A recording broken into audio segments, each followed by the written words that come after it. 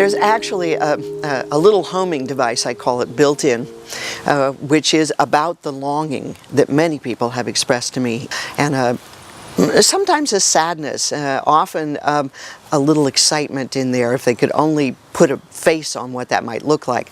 And that is our homing device saying, okay, come back to center, come back to your source, come back to what your heart deeply wants to do. And what I feel we came to this planet to do at any given lifetime. Here's what that feels like for me in this lifetime. And it would be very different than what somebody else might call their longing. And this longing will actually begin to replace shoulds. Because it becomes the guidance system. Here's where I want to go now, rather than here's where you should go. And it will begin to speak to that. And then as we begin to balance, things begin to make sense. We actually begin to expand our vision of who we are, and in the process expand our options. It's not that we have absolute control over everything out in the world, and now if I think this way, then this is what I get. And then people come to me and go, well, am I doing it wrong? And it's like, well, no, you're not. You're just getting attached to what it's going to look like. And so for some people, they need to be at that, well, initially at the resistance stage. I don't want to go there. Don't make me go there. I'm not even sure it's going to exist. La la la la la la la. Don't talk to me about this. And that's fine. That's where they need to be. The best thing that we can do is to go ahead and have our journey. And that's not to suggest, well, too bad about you. I don't care about you anymore. But that's to say that they have a higher soul self. They have a connection with Source. And we'll just assume that it's not an idiot any more than ours is. And so what we can do when we are who we are, we actually create the example. Because again, one of the things I was taught in therapy is if the person is saying one thing, but their action and their body language is doing something else, what you believe is the body language and the action, not the words. And so it doesn't matter what we say to other people. It doesn't ultimately determine, even our thoughts do not ultimately determine the final reality base, although it certainly is a part of it. And imagination and decision are essential components to making decisions towards following our longing. But ultimately what we're doing is learning to listen, learning to follow, and then acting on and implementing those things which come to us. Sort of the feminine, the receiving, the general feeling that we want comes first, and then the implementation, the masculine, comes second. On this planet we've had it the other way around, and no wonder we feel lost all the time.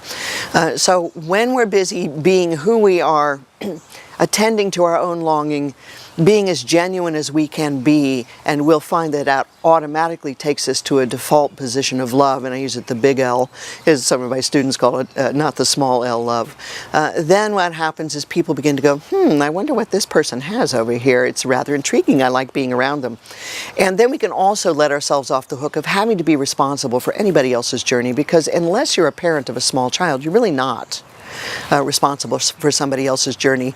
And even that little soul had some say before they came in, and they picked you, and then at some point, you know, and when their full age of choice comes into being, they will be off on their own, and your job is to kind of just do the best you can in the meantime, understanding that you are part of their paradigm, but even so, you're not fully responsible. You're only responsible for your part. And that's all you can be responsible for, because who else can we be, as my third teacher said, but ourselves? And yet we run around trying to practice being somebody else, and we've even forgotten who that somebody else that said you should be doing this. But we're trying faithfully to do it anyway, God love us.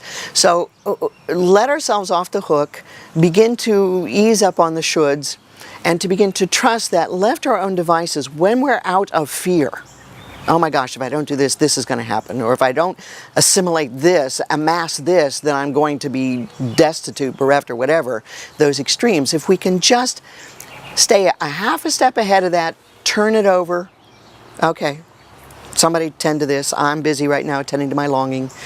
Then what happens is our default position of love begins to take over. That is our source. It is what we're made from. It is the first expression of our source that created all of us. And so it's what it is we all long for. It's what it is that we celebrate when we feel at our best.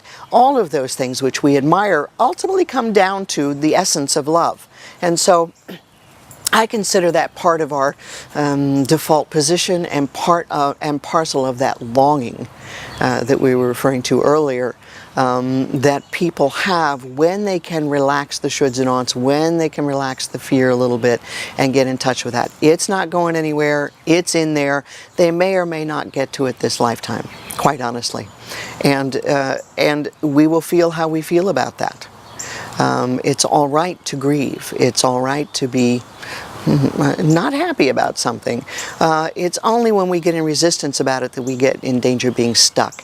And actually trying to run away from it and be somewhere over here is a form of resistance, no matter what that looks like.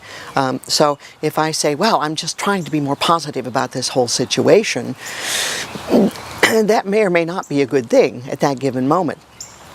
Trying to remember both sides of it, reminding ourselves it's okay. You know, that is what I call moving towards love, not being more positive. If I'm trying to run away and be more positive about a really uncomfortable situation for me, I'm running away from my feelings, and so I'm not being very kind or very healthy to myself. So these are the kind of components of the new paradigm, the new reality base that are beginning to happen, is that we're not just clutching to one half of duality and then having them polarize against each other as if they were intended to be in some sort of conflict. They're not. They're intended to be two ends of a balance. And on this planet, that's the way it works. This is a planet of duality. Nothing wrong with that.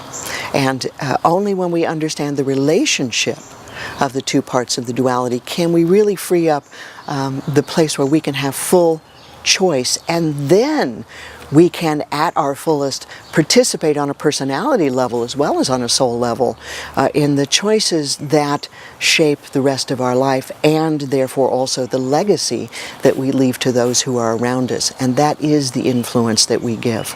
World peace will happen a person at a time. Family peace will happen a person at a time.